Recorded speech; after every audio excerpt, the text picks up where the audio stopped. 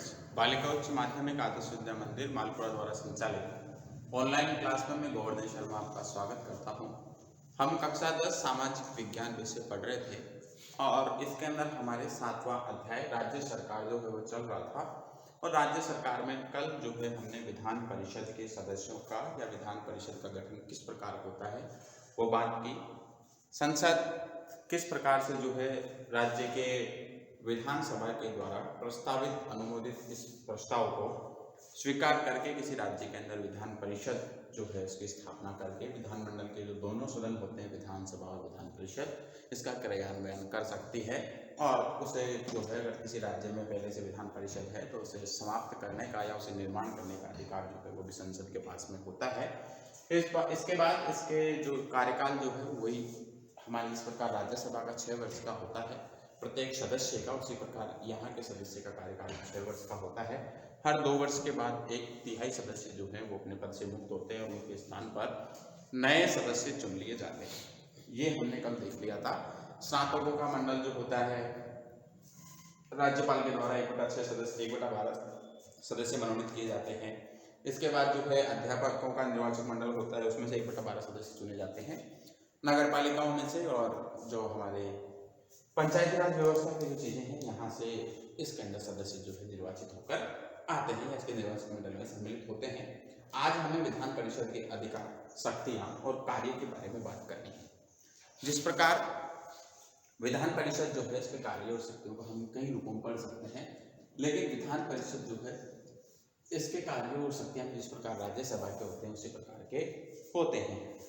देखो इसके अंदर कुछ जो सबसे पहला है वो है इसका अधिकार और शक्तियां।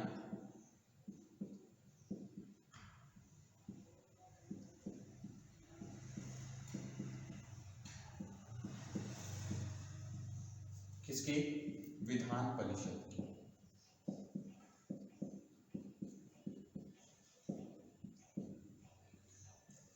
सबसे पहले जो शक्ति आती है इसकी वो है कानून निर्माण।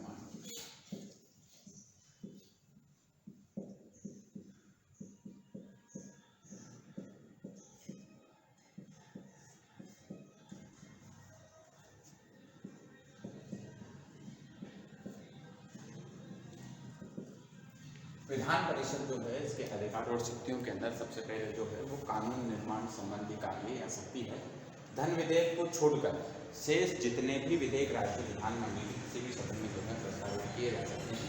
केवल धन विधेयक जिस प्रकार संसद के अंदर धन विधेयक केवल लोकसभा के अंदर प्रस्तावित किया जा सकता है, उसी प्रकार राज्य का जो धन विधेयक है वो केवल जो है राज्य की विधान सभा के अंदर ही प्रस्तावित किया जा सकता है।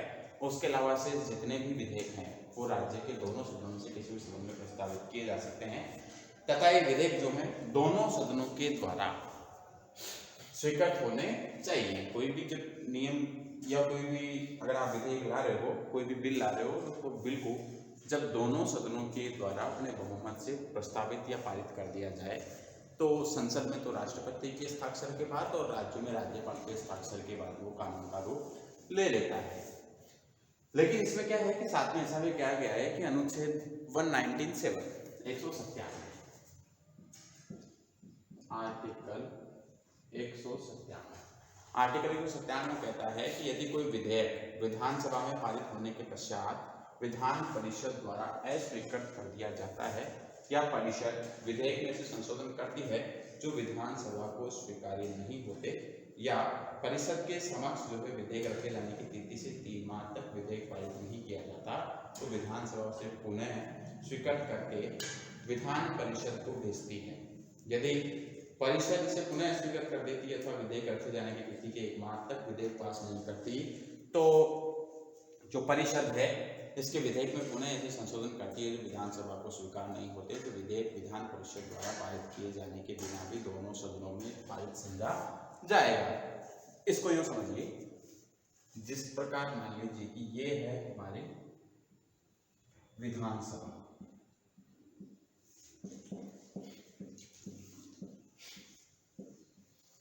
और ये है विधान परिषद।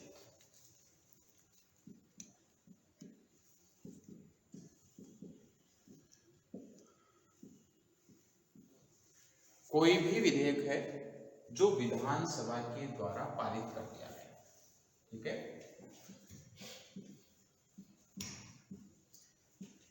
और इस पारित विधेयक को किसके पास भेजा गया? विधान परिषद के पास भेजा गया।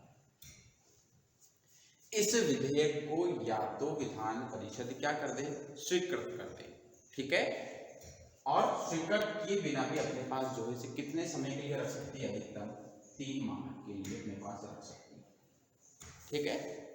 इस 3 माह के समय के बाद विधान परिषद को लगता है कि विधानसभा के द्वारा जो कानून बनाया गया है ये उचित नहीं है, इसमें किसी प्रकार के संशोधन होने चाहिए। तो विधान परिषद जो है इन 3 माह की समयावधि के बाद वापस इसे संशोधन करने के लिए विधानसभा के पास भेज सकते हैं। इसे क्या कहेंगे हम? पुनः संशोधन, ठीक है।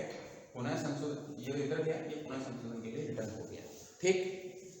विधानसभा ने इसे पुनः संशोधित किया अथवा नहीं किया, वैसा का वैसा भी हो सकता है। उसमें कुछ संशोधन करके भी जो है विधानसभा पुनः किसके पास भेज देती है? विधान परिषद के पास भेज देती है। तो पहले समय में तो 3 माह के लिए जो है विधान परिषद किसी भी विधेयक को, किसी भी बिल को अपने पास रख सकती है विचाराधीन। लेकिन पुनः संशोधन होने के लिए आ गया 3 माह बाद, तो इसे 1 माह के लिए और, ठीक है, विधान परिषद अपने पास रख सकती है। इस 1 माह के समय के अंदर 3 माह का पहले समय मिला, इसमें इसने पुनः संशोधित करने के लिए भेज दिया, ठीक है। वापस इसे 1 माह का समय मिलता है जिसमें इसने जो विधेयक विधानसभा ने जो है उसमें संशोधन किया अथवा नहीं किया, वापस विधान परिषद के पास भेज दिया। तो इस 1 माह के अंदर जो है विधान परिषद को इसे पारित करना होगा। और अगर इस 1 माह के समय में विधान परिषद इसे पारित नहीं करती है तो ये स्वतः ही पारित समझा जाएगा।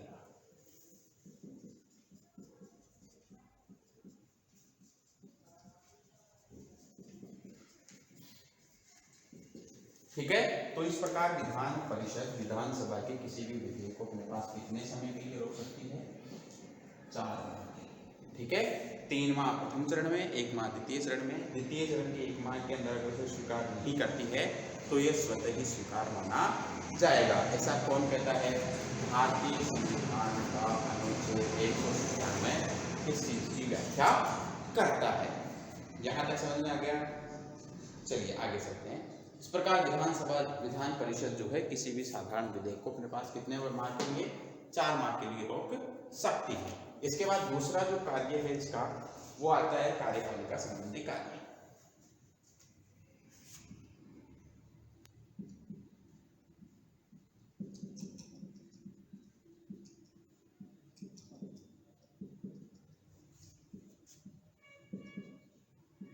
पहला कार्य कौन था? कानून निर्माण संबंधी कार्य। और कानून निर्माण का कार्य जो है विधान परिषद विधानसभा के साथ मिलकर करेगी। इसके अंदर केवल धन विधेयक ऐसा विधेयक है जो केवल विधानसभा के अंदर प्रस्तुत किया जा सकता है, विधान परिषद में नहीं। तो धन विधेयक को छोड़कर सभी विधेयकों के ऊपर कानून निर्माण का कार्य विधानसभा और विधान परिषद में से कोई भी कर सकते हैं। कार्यपालिका संबंधी जो कार्य है इसके अंदर विधान परिषद के समस्त जो सदस्य हैं मंत्रिपरिषद के सदस्य हो सकते हैं। विधान परिषद प्रश्नों, प्रस्तावों तथा वाद विवाद के आधार पर मंत्रिपरिषद को नियंत्रित करती है, किंतु उसे मंत्रिपरिषद को पदच्युत करने का अधिकार नहीं है। ये कार्य विधानसभा के द्वारा ही किया जा सकता है। देखिए इसको साफ कर देता हूं मैं।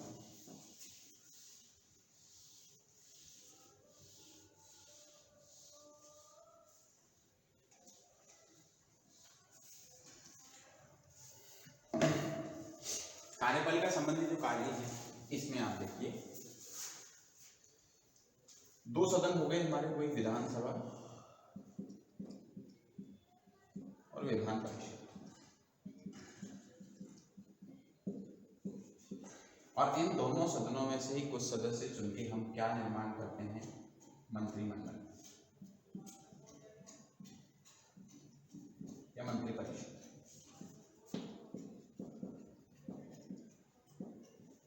ठीक है।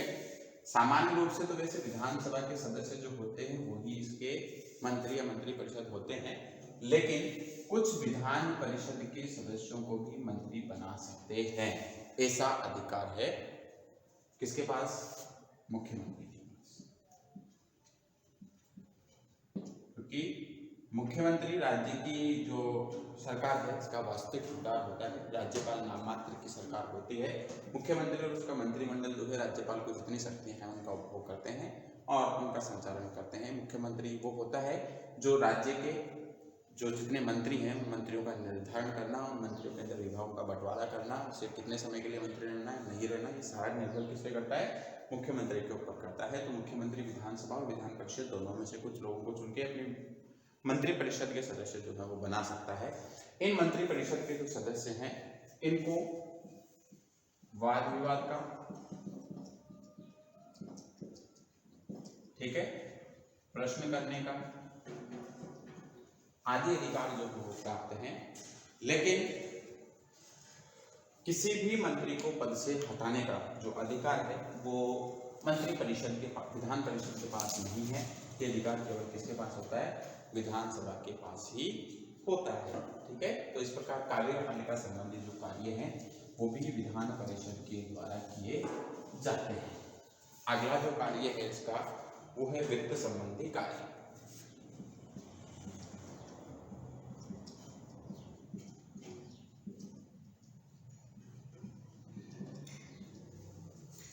वित्त संबंधी जो कार्य हैं इन कार्यों को हम देखें तो संविधान में स्पष्ट रूप से इसका उल्लेख किया गया है कि धन विधेयक केवल जो है विधानसभा में ही प्रस्तावित किया जा सकता है। जो भी धन विधेयक है वो केवल विधानसभा में, संसद के संदर्भ में तो केवल कोई भी धन विधेयक जो है वो लोकसभा में प्रस्तावित किया जा सकता है। और राज्यसभा जो है या राज्य सरकार जो है, इस राज्य सरकार के अंदर केवल धन विधेयक विधानसभा में ही पारित किया जा सकता है। ये शुद्धि जो है अशुद्धि, इसको ठीक कर लेना। देखिए, विधानसभा जब भी क्या है कि धन विधेयक को पारित कर सिफारिशों के लिए विधान परिषद के पास भेजती है, तो विधान परिषद उसे 14 दिन के लिए अपने पास विचाराधीन रख सकती है। ठीक है, 14 दिन के जो है अपने पास रोक सकती है। यदि वह 14 दिन के भीतर अपनी सिफारिशों सहित विधेयक को विधानसभा को नहीं लौटाती है तो वह विधेयक जो है उस रूप में दोनों सदनों में पारित समझा जाएगा, जिस रूप में विधानसभा ने जो है उसे पारित किया है। वित्त विधेयक जो है कहाँ भेजा जाएगा सबसे पहले या कहाँ पर प्रस्तावित होगा? विधानसभा। ये सारी शक्तियां किसके पास है? धन विधेयक संबंधित सारी शक्तियां संविधान के अनुसार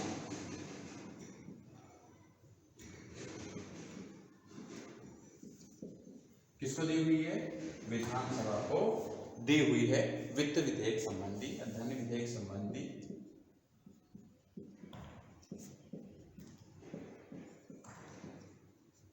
समस्त शक्तियां, ठीक है। और कोई विधेयक धन विधेयक होगा अथवा नहीं, इसका निर्धारण भी विधानसभा अध्यक्ष के द्वारा किया जाता है राज्य में, और केंद्र में लोकसभा अध्यक्ष के द्वारा किया जाता है कि कोई भी जो विधेयक है वो धन विधेयक है अथवा नहीं। यहाँ धन विधेयक से संबंधित संपूर्ण शक्तियां विधानसभा के पास है, लेकिन विधान परिषद जो है